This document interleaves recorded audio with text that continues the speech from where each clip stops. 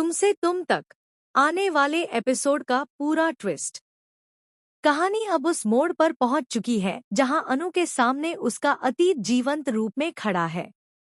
वह अतीत जिसे उसने शायद खुद भी भुला दिया था, लेकिन तकदीर ने उसे फिर से सामने ला खड़ा किया है। अब यह रहस्य बस खुलने ही वाला है कि अनु कोई और नहीं बल्कि राजनंदिनी का पुनर्जन्म है। वही राजनंदिनी जो कभी आर्य सर की पहली पत्नी थी।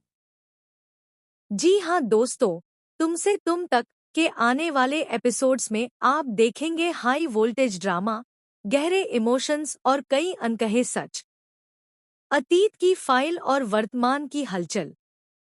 कहानी की शुरुआत होती है जब अनु को राजनंदिनी की पुरानी फाइल हाथ लगती है। वह बस यूं ही कुछ पुराने रिकॉर्ड देख रही होती है, लेकिन जैसे जैसे वह पन्ने पलटती है, उसके चेहरे का रंग उड़ने लगता है। उन फाइलों में कुछ ऐसे तथ्य छिपे होते हैं जो सीधे सीधे अनु के अपने जीवन से मेल खाते हैं।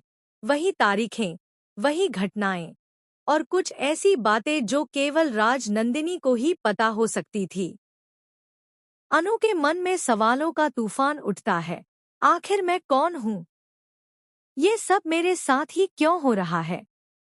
धीरे धीरे उसे एहसास होता है कि यह कोई संयोग नहीं बल्कि उसकी जन्मजन्मांतर की कहानी है।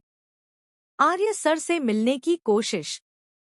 सच का बोझ उठाए हुए अनु तय करती है कि अब वह आर्य सर से मिलकर सब कुछ बता देगी।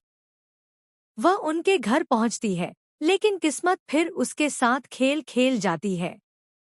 आर्य घर पर नहीं होते और अनु की मुलाकात उनसे नहीं हो पाती। वह भारी मन से लौट जाती है, लेकिन उसकी हर हरकत आर्य के सिक्योरिटी गार्ड की निगाहों से नहीं बच पाती। गार्ड आर्य सर को फोन करके सारी जानकारी दे देता है। सर, एक लड़की आई थी, नाम अनु।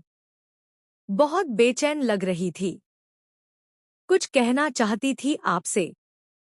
फोन कॉल जिसने सब बदल दिया। आर्य अब बेचैन हो उठते हैं। उनके भीतर एक अजीब सी जिज्ञासा और हलचल है। आखिर यह अनु कौन है?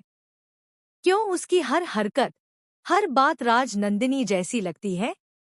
वे तय करते हैं कि अब उन्हें सच्चाई जाननी ही होगी।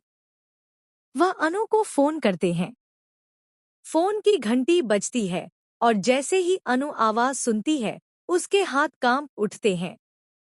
हेलो, आर्य सर।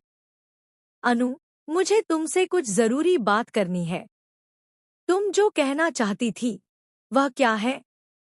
अनु चुप रहती है कुछ पल, फिर धीमी आवाज में कहे,